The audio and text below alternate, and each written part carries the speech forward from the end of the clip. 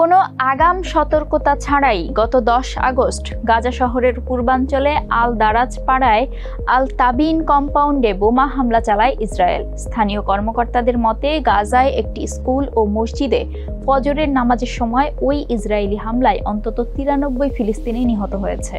গাজার সিভিল ডিফেন্সের মুখপাত্র মাহমুদ বাসল মার্কিন সংবাদ মাধ্যম সিএনএনকে বলেন, আমরা অন্তত 90 জনের লাশ উদ্ধার করেছি।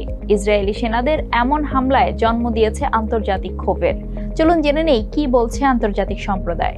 ইসরায়েলের দাবি বা কি? সঙ্গে আছি আমি রুকাইয়া জহির। কাতারের পররাষ্ট্র মন্ত্রণালয় এই ঘটনাকে ভয়াবহ গণহত্যা বলে অভিহিত করেছে। মিশর ইসরায়েলকে ইচ্ছাকৃতভাবে বেসামরিক লোকদের হত্যা করার জন্য অভিযুক্ত করেছে। দেশটির মতে স্ট্রাইকটি স্পষ্ট প্রমাণ যে ইসরায়েলের যুদ্ধ শেষ করার কোনো রাজনৈতিক ইচ্ছা নেই। ইউরোপীয় নেতারাও এই হামলায় ক্ষোভ প্রকাশ করেছেন। যুক্তরাজ্যের পররাষ্ট্র সচিব ডেভিড ল্যামি এক্সে একটি পোস্টে বলেছেন, হামলা দেখে তিনি শঙ্কিত এবং অবিলম্বে যুদ্ধবিরতির আহ্বান জানিয়েছেন।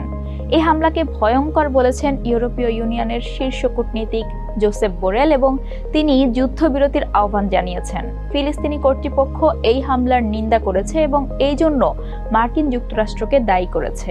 এটিকে ইসরায়েলি দখলদার বাহিনীর দৈনন্দিন নৃশংসতার একটি অংশ বলে অভিহিত করেছে তারা। 10 আগস্ট ডেমোক্রেটিক মনোনীত মার্কিন প্রেসিডেন্ট পদপ্রার্থী এবং ভাইস প্রেসিডেন্ট কমলা হ্যারিস বলেছেন, অনেক বেশি বেসামরিক লোক নিহত হয়েছে। আমি বলতে চাচ্ছি, ইসরায়েলের হামাস সন্ত্রাসীদের তাড়া করার অধিকার রয়েছে, তবে বরাবরের মতোই আমি বিশ্বাস করি বেসামরিক হতাহতের ঘটনা এড়াতে তাদেরও একটি গুরুত্বপূর্ণ দায়িত্ব রয়েছে। হ্যারিস আরও বলেন, আমাদের জিম্মিদের বের করতে হবে। আমাদের একটি জিম্মি চুক্তি দরকার এবং একটি যুদ্ধবিরতি দরকার। এই চুক্তি এখনই সম্পন্ন করা প্রয়োজন।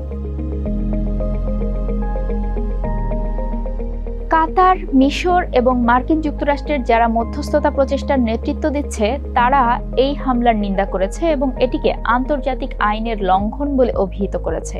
এই 3 দেশ যুদ্ধবিরতি এবং জিম্মি চুক্তির জন্য যুদ্ধরত পক্ষগুলোকে আলোচনার টেবিলে আনতে নতুন করে চাপ দিচ্ছে। মার্কিন ন্যাশনাল সিকিউরিটি কাউন্সিলের একজন মুখপাত্র বলেছেন, হামলার পর বেসামরিক হতাহতের খবরে গভীরভাবে উদ্বিগ্ন হোয়াইট হাউস। এনএসসির মুখপাত্র শন সাইভেট এক বিবৃতিতে বলেছেন, আমরা আমাদের ইসরায়েলি পক্ষের সাথে যোগাযোগ করছি, যারা জানিয়েছে তারা হামাসের ঊর্ধ্বতন কর্মকর্তাদের লক্ষ্যবস্তু করেছে এবং আমরা আরো বিস্তারিত জানতে চাইছি। আমরা জানি হামাস স্কুলগুলোকে জড়ো হওয়া এবং সেখান থেকে কর্মকাণ্ড পরিচালনা করার স্থান হিসেবে ব্যবহার করছে, তবে আমরা বারবার এবং ধারাবাহিকভাবে বলেছি ইসরায়েলকে অবশ্যই বেসামরিক ক্ষতি কমানোর জন্য ব্যবস্থা নিতে হবে। সাবেট আরও বলেন, আমরা এই সংঘাতে প্রাণ হারানো প্রত্যেক ফিলিস্তিনি বেসামরিক নাগরিকদের জন্য শোক জানাই, তার মধ্যে শিশুও রয়েছে। এছাড়া গাজায় অনেক বেসামরিক লোক নিহত ও আহত হচ্ছে। এটি একটি যুদ্ধবিরতি এবং জিম্মি চুক্তির প্রয়োজনীয়তার উপর জোর দেয়, যা বাস্তবায়নের জন্য আমরা অক্লান্ত পরিশ্রম করে যাচ্ছি। ইসরায়েলি কর্মকর্তারা তাদের মার্কিন পক্ষকে জানিয়েছে, গাজায় বিমান হামলার সময় বিশেষ করে বেসামরিক ক্ষতি কমানোর জন্য তারা বড় বোমার পরিবর্তে ছোট অস্ত্র ব্যবহার করেছে। সবশেষ স্ট্রাইক সম্পর্কে জিজ্ঞাসা করা হলে একজন ইসরায়েলি সামরিক কর্মকর্তা সিএনএনকে বলেছিলেন, ইসরায়েল প্রতিরক্ষা বাহিনী 3টি ছোট এবং সুনির্দিষ্ট অস্ত্র ব্যবহার করেছে।